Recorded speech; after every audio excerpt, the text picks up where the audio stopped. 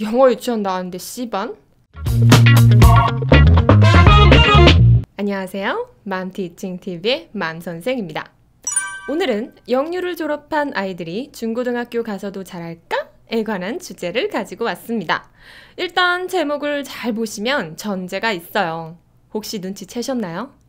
중고등학교 가서도 잘 하냐고 묻는 건 초등학교에서는 잘 한다고 전제를 하는 거죠. 영유를 졸업한 애들이 초등학교 가서는 잘해요. 근데 솔직히 영유를 졸업하지 않은 아이들도 초등학교 가서는 잘 합니다. 왜냐면 초등학교 영어가 정말 쉽거든요. 약간의 의지와 노력만 좀 있으면 초등 영어에서는 다들 잘 할 수 있습니다. 근데 중고등학교 가서는 어떨까요? 초등학교 영어와는 성격이 확 달라지는 중고등 영어. 영유를 졸업한 아이들이 중학생이 되고 고등학생이 되어서는 어떻게 하고 있는지 궁금하시죠? 오늘 이야기할 주제는 바로 이것입니다. 영유 졸업, 그 이후. 우선 제 경험을 이야기해 보도록 하겠습니다. 제가 교직에 있을 때는 저는 영어 유치원을 졸업한 학생을 딱 한 명 봤어요. 데이터가 많으면 좋은데 안타깝게도 그 시절에는 영유가 지금처럼 많지 않았고 영유를 졸업한 학생들을 많이 못 봤어요. 게다가 영유를 졸업했어도 아이들이 학교 교사에게 자기가 영유를 나왔다, 안 나왔다 이야기하지 않아서 많은 케이스를 보지 못했던 것 같아요. 일단 제가 본 그 딱 한 명의 영유를 졸업한 친구는 쉬는 시간마다 교무실에 놀러와서 저랑 상담도 많이 하고 친하게 지내던 친구였는데 무심코 선생님 근데 저 영어 유치원 나왔다요? 라고 말을 하더라고요. 제가 진짜 얼마나 깜짝 놀랐는지. 왜냐면 그 친구 영어 성적이 그렇게 좋지는 않았거든요. 그 당시 저희 학교에서는 영어를 수준별 수업으로 했었어요. A반, B반, C반 이렇게 수준별로 나눠서 A반 아이들이 가장 잘하는 아이들이었고 성적 순으로 반을 나눠서 했었는데요. 그 친구가 C반이었거든요. 영어 유치원 나왔는데 C반? 너무 놀라웠죠. 영유를 나온다고 해서 모든 아이들이 영어를 잘하는 게 아니구나 라는 생각이 들었습니다. 물론 그 아이 한 명의 경우에요. 아이가 영어를 싫어했을 수도 있고 영어에 대한 어떤 개인적인 안 좋은 경험이 있어서 영어 습득을 방해했을 수도 있죠. 근데 영화 기생충의 통역사로 잘 알려진 샤론 최에 대해 들어보셨는지요? 그분은 학습식 유치원의 대표 브랜드인 폴리를 졸업하고 외고를 졸업하셨다고 해요. 너무나 재미있게도 많은 부모님들이 샤론 최 양을 보면서 우리 아이도 폴리를 보내야겠다 혹은 영유를 보내야겠다 라고 생각을 하시더라고요. 그럼 외고도 가고 저렇게 영어를 유창하게 구사하겠지? 라는 생각과 함께 재밌죠? 우리는 심리적으로 성공한 사례를 보면 그게 단 하나의 케이스라도 우리 아이가 저렇게 될 수 있겠어 라고 생각을 하고 실패한 사례를 보면 우리 아이는 그렇게 되지 않을 거야 라고 생각을 하는 것 같습니다. 영유를 나왔는데 C반이었던 친구 이야기 기억나시죠? 일반화를 하면 안 됩니다. 마찬가지로 샤론 최 양을 보면서도 일반화를 하면 안 됩니다. 네, 결국엔 케바케입니다. 죄송합니다. 제가 정말 시원하게 딱 하나로 결론되는 이야기를 가지고 오고 싶었는데 이를 위해 제가 정말 많은 교사, 강사분들에게 인터뷰도 하고 이론도 뒤져보고 케이스 스터디도 보고 별의별 노력을 했지만 그냥 어쩔 수 없이 영유를 졸업한 아이들의 성과가 케이스 바이 케이스라는 것만 알게 되었어요. 그렇다고 여기서 포기할 순 없죠. 영유를 나오든 안 나오든 중고등학교에서 영어를 잘하는 아이들의 공통점을 알아보았습니다. 자, 제가 교사 생활을 하면서 봤던 학년은 대략적으로 15개의 학년이었어요.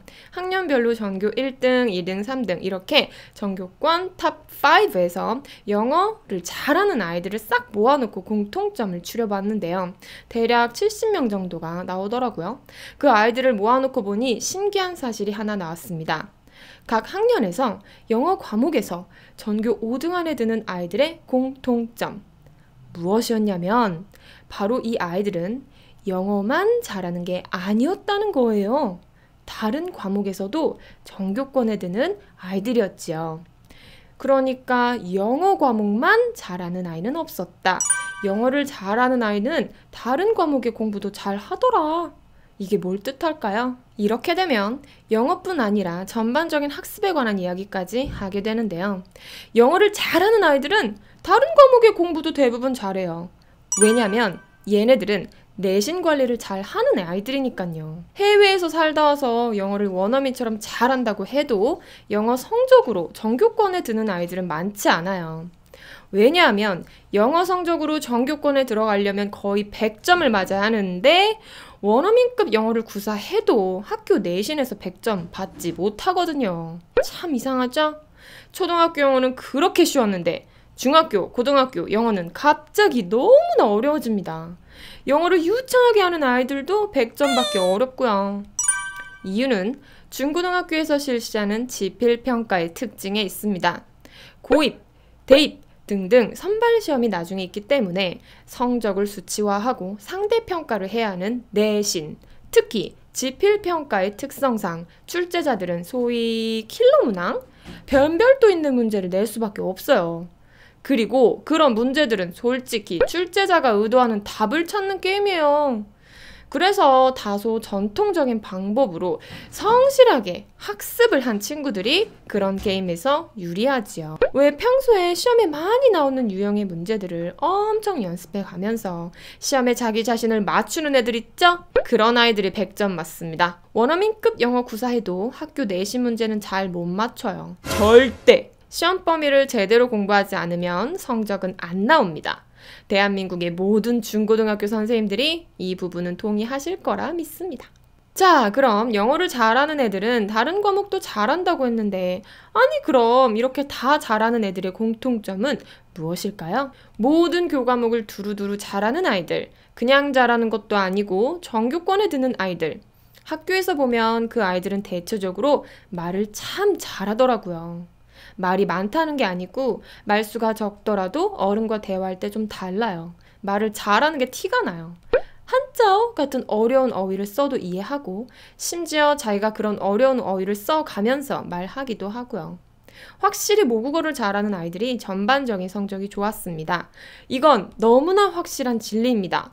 모국어가 잘 되고 고급 어휘들을 이해하기 때문에 교과서, 책에 나와 있는 언어 정보들을 빠르게 흡수하지요. 세상을 바라보는 시각도 다르고 진로의식도 뚜렷한 편이에요. 목표의식도 있고요. 그냥 소위 똑똑한 애들 있죠? 왜 이렇게 똑똑하게 보이나 봤더니 그런 전교권에 드는 아이들은 모국어가 강한 것이 그들의 특징이었더라고요. 자, 오늘의 답은 나왔습니다. 모국어가 답입니다. 영유고 뭐고 모국어 기반을 잘 잡아줘야 초중고 진학해서 좋은 성적을 낼 수 있습니다. 그리고 학교 성적뿐 아니라 사회생활을 하면서도 자기의 생각을 조리 있게 말하고 전달하는 능력은 너무나 필수적이기 때문에 모국어의 중요성은 제가 여기서 더 어떻게 강조해야 할까요? 공부를 잘하는 친구들 중에서 말을 두서없이 하거나 어법에 어긋나는 문장을 쓰거나 어려운 어휘를 이해하지 못하는 경우는 거의 없었다 라는 것을 잘 기억하셔서 영유의 대표적인 부작용이 모국어 습득의 방해라고 하잖아요. 그 부분에 있어서도 우리 모두 정말 깊은 고민을 해야 될 것 같습니다. 우리가 영유의 성공 사례를 보고 희망을 갖는 것도 참 좋지만 그렇지 않은 사례들을 보고 타산지석을 삼을 필요도 있겠다라는 말씀을 드려보고 싶어요.